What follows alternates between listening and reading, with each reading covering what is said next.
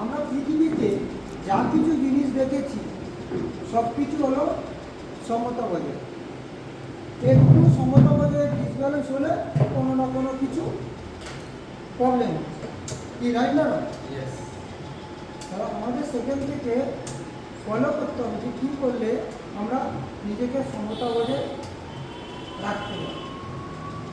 সেই সমতা বজায় রাখতে গেলে তবে আমাকে জানতে হবে যে সমতা বজায় কী কী রাখা দরকার। যেমন আমরা যেটা জানি সেটা রাখার চেষ্টা করি। কী জানি? আমরা বাস্তব জগতে কী জানি? আমরা এটা জানি যে প্রেশার বলতে কী বলো? Blood pressure. অনেকে শুনতে হবে আমাদের যে ব্লাডের প্রেশার ডিসব্যালেন্স হলেই আমরা ব্যালেন্স করার চেষ্টা করি কি না? করি তো। মানে একটু ডিসব্যালেন্স হলেই, মানে যা বডি লাইন থাকা দরকার তার থেকে একটু বেশি হলে আমরা কমিয়ে আন্ডার কন্ট্রোলে আনার চেষ্টা করি, কি রাইট না? যেমন প্রেশার আবার লো হয়ে গেলে, মানে যে পরিমাণে থাকা দরকার তার থেকে নেমে গেলে আমরা বাড়িয়ে ওভার কন্ট্রোলে রাখার চেষ্টা করি, কী বলুন বুঝলেন? এবং সেম আমাদের থাইরয়েড বেড়ে গেলে আমরা থাইরয়েড কমানোর চেষ্টা করি, থাইরয়েড কমে গেলে থাইরয়েড বাড়ানোর চেষ্টা করি। থাইরয়েডের দুটো ক্যাটাগরি থাকে, ওই জন্য একটা হলো হাইপার থাইরয়েড আর একটা হলো হাইপোথাইরয়েড। হাইপো মানে কমে যাচ্ছে আর হাইপার মানে বেড়ে যাচ্ছে, কী বলুন বুঝলেন? তাহলে এই যে জিনিসগুলো আমরা এইগুলো জানি বলে এগুলো কমানো বাড়ানোর কথা, মানে হলে কী প্রবলেম আছে সেগুলো আমরা জানি বলে আমরা ওটা করার কথা চেষ্টা করি, কি রাইট না? ঠিক সেম সুগার আমার যে পরিমাণে থাকা দরকার তার থেকে বেড়ে গেলে আমরা কমাবার চেষ্টা করি, যদি জানতে পারি বেড়ে গেছে, আর কমে গেলে বাড়িয়ে আইডিয়া করার চেষ্টা করি। এইরকম কিছু জিনিস আছে যেগুলো আমরা জানি বলে যেই একটু বেশি হয় তখন সজাগ হয়ে যায়, কি রাইট না? কিন্তু কিছু জিনিস সেটা বাড়লে কী হয় আমরা জানি না বলে সেটা বাড়ানো কমানোর কথা বেড়ে গেলেও মানে ওটা নিয়ে আমরা ডিপলি গুরুত্ব দিই, কি দিই কি? যেমন উদাহরণ বলি, আপনার বডি ফ্যাটটা অনেকটাই বেড়ে গেছে, বডি ফ্যাট যেটা মানুষের উপরে বিষয় অনেকটাই বেড়ে গেছে, কিন্তু আজকের অনেকদিন পরে আপনি ভেবেছেন কমাতে হবে, কিন্তু যখন একটু বাড়ে মানে হয়তো 20% থাকা দরকার হাই হলেও, আর আমরা সেই জায়গায় হয়ে আছে 26%, 25%, তখন কিন্তু আপনি ভাবেন যে কমানোর দরকার। এছাড়া আপনার visceral fat, liver, heart, kidney, stomach, pancreas, এই অর্গানের উপর যে ফ্যাটটা এটা আপনার বেড়ে মানে যখন অনেকটা হয়ে গেছে আপনার বয়সের থেকে, তখন আপনি ওটা কমানোর কথা ভাবেন। কেন ভাবেন? আপনি ওইটা সম্পর্কে জানেননি যে আপনার ওটা কী ক্ষতি করতে পারে। আমরা জানি না বলে তারা ওই জন্য ওইগুলো গুরুত্ব দেয়। যদি ওই প্রেশার, সুগার, থাইরয়েডের মধ্যে জানতো যে এটা বেড়ে গেলে এই সমস্যা হতে পারে, তখন সে ওটা আমরা কন্ট্রোল করার চেষ্টা করে, কি রাইট না? তা সেই জায়গা থেকে আমাদের বডির মধ্যে সব কিছু জিনিস আমাদের ব্যালেন্স রাখতে হবে। বডি ব্যালেন্সে ওয়েট ম্যানেজমেন্ট করতে গেলে কী করতে হবে? প্রথম পয়েন্ট হলো ওয়েট ম্যানেজমেন্ট, মানে নর্মাল ব্যক্তি আমার হাইট অনুপাতে যে পার ইঞ্চিতে মহিলাদের ক্ষেত্রে 850 গ্রাম, পুরুষদের ক্ষেত্রে 950 গ্রাম ওয়েট থাকা দরকার পার ইঞ্চি, 1 ইঞ্চি। তাহলে আমাদের যদি 60 ইঞ্চি ওয়েট হয় মানে হাইট হয় মানে 5 ফুট, তাহলে যদি আমি 1 কিলো করে ধরি 60 কিলো আর 950 করে ধরলে তখন দেখা যাবে ওই দেখা 58-57 কিলো থাকা দরকার, কি রাইট না? তা এই যে জিনিসটা থাকা দরকার এইটা আমরা মেনটেন করার চেষ্টা করব, ঠিক আছে? এবার প্রথম ওয়েটটা গেল, এবার ওয়েট মানে এটা নয়, ওয়েট কম মানে এটা নয়। আমরা সাধারণ মানুষ ওয়েট কমানো মানে ভাবে যে কোনো প্রকার আমার ওয়েট কমলে হবে, কিছু বলে যে কোনো প্রকার আমার কমে গেলেই হবে। আমরা কি চাই যে আমার শরীরে রক্ত কমে যাক, যথাযথ কমে যাক। আমরা কি চাই আমাদের শরীরে মাংস কমে যাক। আমরা কি চাই হাড় যে মজবুত আছে হাড় পাতলা হয়ে হাড়ের ওয়েট কমে যাক, হাড়ের ওয়েট কমে যাক। এটা তো আমরা চাই না। আমরা কি চাই হাড় যে শক্তিশালী আছে হাড় থেকে একটুখানি মাসেল ব্রেক করে হাড়ের ওয়েট কমে যাক, লিভারের ওয়েট কমে যাক। আমরা কি চাই এই যে জিনিসগুলো হলে কি হবে, তখন ওই অর্গানগুলো উইক হয়ে পড়বে। কি রাইট না রোগ উইক হয়ে পড়বে। তাহলে কি দরকার, আমাদের ওয়েট কমান, যে কোনো প্রকারের ওয়েট কমানো হবে না। আমাদের যেটা কমার দরকার সেটা কমাতে হবে, আবার যেটা বাড়ানোর দরকার সেটা বাড়াতে হবে। যেমন আমরা যে উমরান প্যারাডাইজ স্ক্যান মেশিনে আমরা যে বডি স্ক্যান করেছি, ওই স্ক্যান থেকে আমরা জেনেছি বা বিশ্ব স্বাস্থ্য সংস্থার রিপোর্ট অনুযায়ী যেটা বলে যে BMI 18 থেকে 23 থাকা দরকার, বডি ফ্যাট 10 to 20% ভিতরে ছেলেদের থাকা দরকার, মানে পুরুষদের, আর মহিলাদের থাকা দরকার 22 থেকে 29 বডি ফ্যাট থাকা দরকার। ভিসারাল ফ্যাট মানে 10 বছর ইকুয়াল টু 1%, মানে খুব ম্যাক্সিমাম হলে 9% ভিসারাল ফ্যাট থাকা দরকার। হ্যাঁ, তারপর মাসেল 33%-এর উপর নর্মাল মাসেল থাকা দরকার। নর্মাল মানে বেটার হলো আরও 34, 35, 40 এটা থাকা দরকার। যেমন তা এই যে জিনিসগুলো আমরা বডি এজ আমার নিজের আইডিয়াল এজ যেটা সেই এজের সময় অর্গানিক অ্যাক্টিভিটি এজ থাকা দরকার। এইগুলো আমাকে ব্যালেন্স করে ওয়েট কমাতে গেলে তাহলে কী করতে হবে, মানে এগুলো ঠিক রেখে, এগুলো যাতে না অতিরিক্ত বাড়া থাকে, এগুলো যাতে না অতিরিক্ত কমে যায়। এগুলো ঠিক রেখে যখন আমরা ওয়েট কমাতে হবো, তখন ওই জিনিসগুলোর যার যা চাহিদা সেইগুলো দিয়ে, যে পরিমাণে চাহিদা সেইগুলো দিয়ে আমাকে ওয়েট লস করতে হবে। কি তাই না? সেই জন্য আমাদের দরকার, যেমন মাসেলের দরকার পার ডে প্রোটিনযুক্ত খাবার দরকার। মাংসপেশির জন্য, মাংসপেশি রক্ষা করার জন্য প্রোটিনযুক্ত খাবার দরকার। যদি আমার খাবার আমি প্রচুর সারাদিন ধরে খাচ্ছি, তাতে প্রোটিন নেই, প্রোটিন ভ্যালু নেই, তখন আমার কী হবে, সেই সময় আমি ওয়েট কমাচ্ছি, তখন তাহলে ওয়েট কমবে, মানে চর্বি তো কমবে, সাথে মাসেলও কমবে। আবার ভেরি ভেরি ইম্পর্টেন্ট পয়েন্ট, আমি একটা জিনিস দেখতে পাচ্ছি, আমি এমন খাবার খাচ্ছি যে খাবারগুলোর মধ্যে ভিটামিন নেই।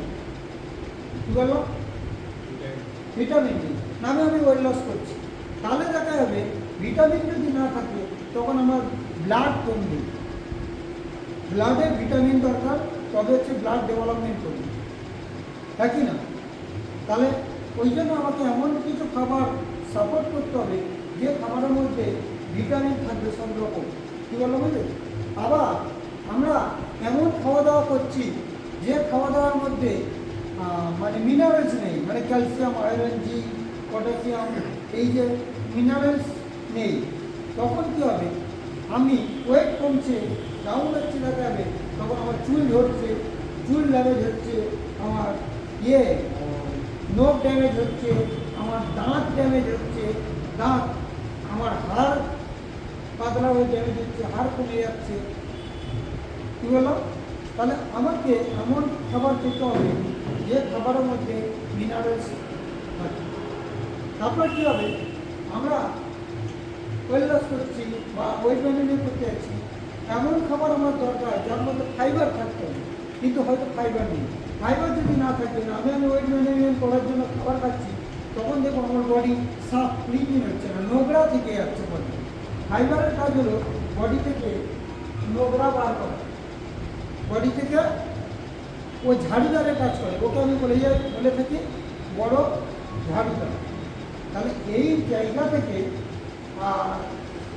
যখন আমরা হচ্ছে এই জিনিসগুলো থাকবে না, তখন আমি ডায়েট কন্ট্রোল করে রোগা হতে চাইব, 100% আমি রোগা হবে।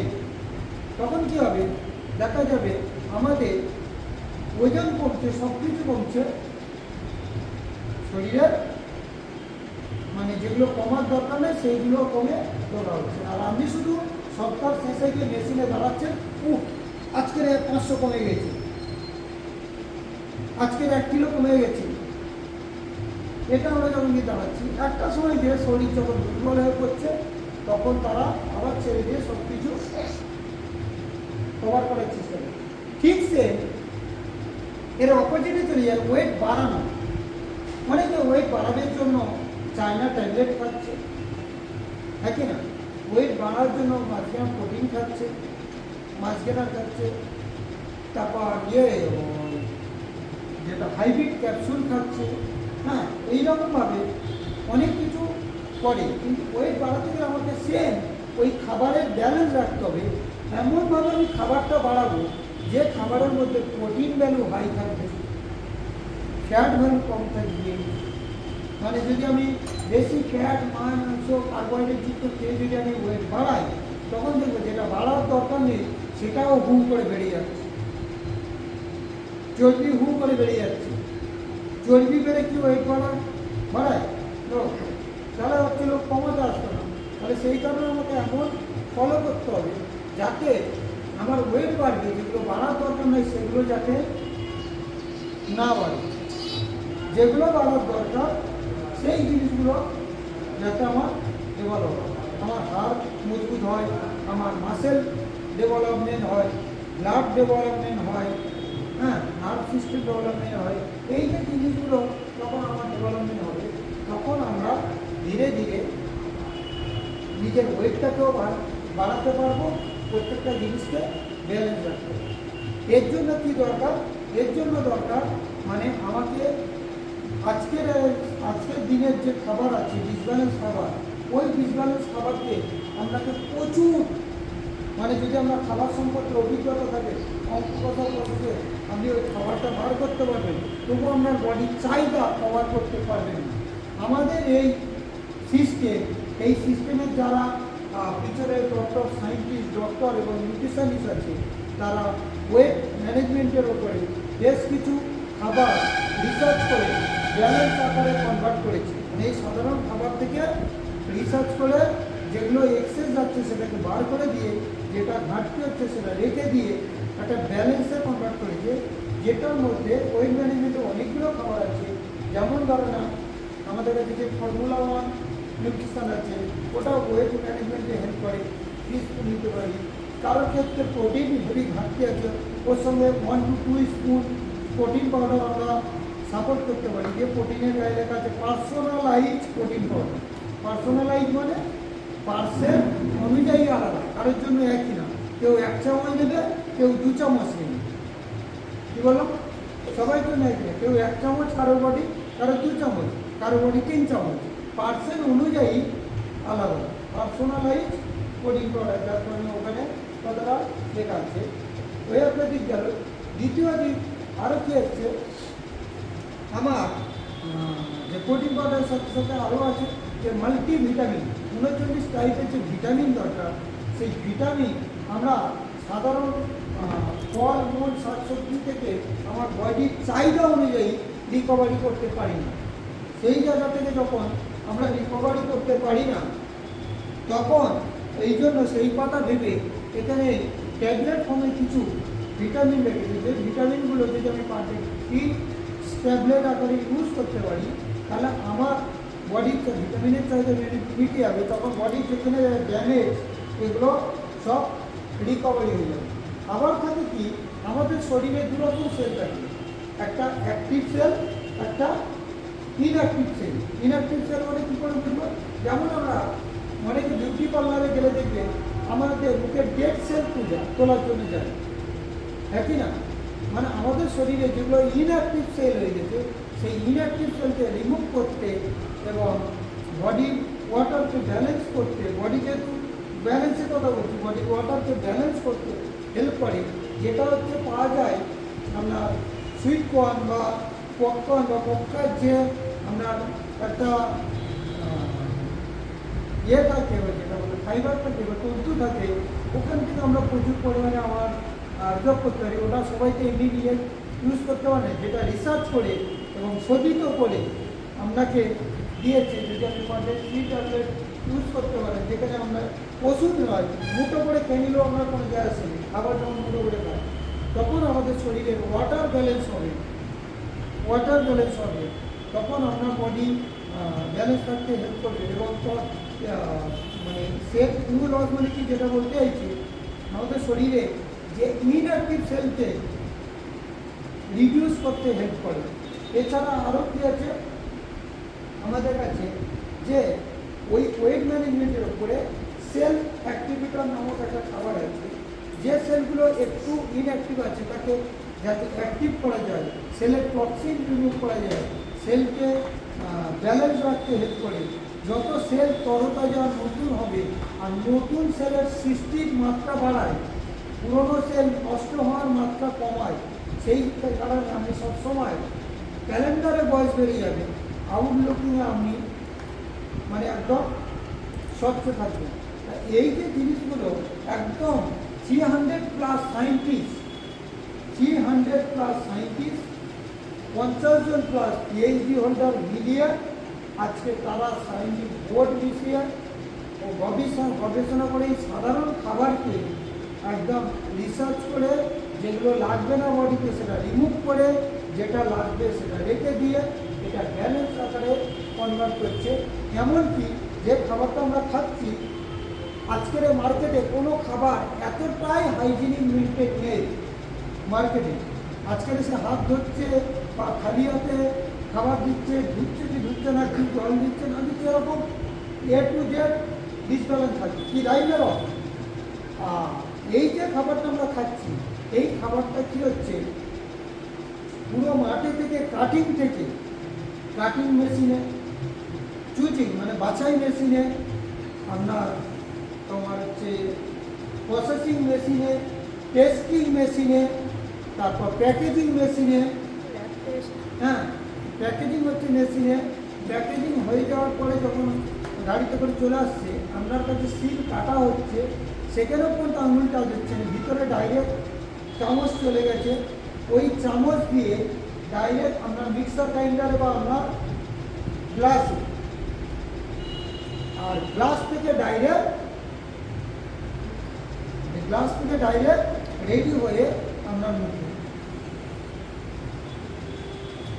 মানে একটা আঙুল পর্যন্ত এই খাবারে কাজ হয় না, এতটাই হাইজিনিক মেনটেন করে এই সিস্টেম, এতটাই সেফটি মেনটেন করে, যার কারণে এত সুন্দর এফেক্টিভ অঙ্ক কষা প্রসেসে রেজাল্ট পেয়ে যাচ্ছে। মানে অঙ্ক কষা প্রসেসে ধীরে ধীরে অঙ্ক কষা প্রসেসে যেমন আমরা বডি চাই, এই খাবারের মধ্যে অঙ্ক বা এই গ্লাসটার মধ্যে অঙ্ক কষে দেওয়া আছে, কত প্রোটিন, কত ভিটামিন, কত মিনারেল, কত ফাইবার, কত ভিটামিন, এগুলো পুরো অঙ্ক কষা প্রসেসে পেতে দেওয়া হয়। আর আপনার বডিকে পুরো অঙ্ক কষা প্রসেসে নিতে হচ্ছে, যার কারণে আপনার বডি ধীরে ধীরে অঙ্ক কষা প্রসেসে বডি ব্যালেন্স করবে। তারপর তার সঙ্গে যারা এই সম্পর্কে শিখছে করছে, আপনার পার্সোনাল কোচ, আপনার কোথায় কোন খাবারে ঘাটতি, কোন খাবারে এক্সেস হচ্ছে, বাড়ির খাবারটাও কোচ দিয়ে ব্যালেন্স করা হচ্ছে। এই নয় যে আপনি এটাও ব্যালেন্স করছেন, বাড়ির খাবারটা ডিসব্যালেন্স দিলে তখন তৈরি হবে না, কোচ দিয়ে আপনি ব্যালেন্স করছেন, সেখান থেকে আপনি নিজেকে ধীরে ধীরে ব্যালেন্স করতে পারবেন। শুধু যদি আপনি বাইরের বাড়ির ফুডের উপরে ব্যালেন্স করতে যান, তখন ওই যে ঘটনা ঘটে ওইটার দিকে আমরা ধীরে ধীরে চলে যাওয়ার চান্স বেশি। কেন? যদি বেশি হতো না, আজ থেকে যদি 20-30 বছর আগের খাবারের ক্যাটাগরি যেমন ছিল, এখন যদি থাকতো, 30-40 বছর আগের খাবারের ক্যাটাগরি যেমন ছিল, এখন যদি ওই ক্যাটাগরি থাকতো, তাহলে আপনাকে এত অঙ্ক কষা প্রসেসের দিকে নজর দিতে হতো না।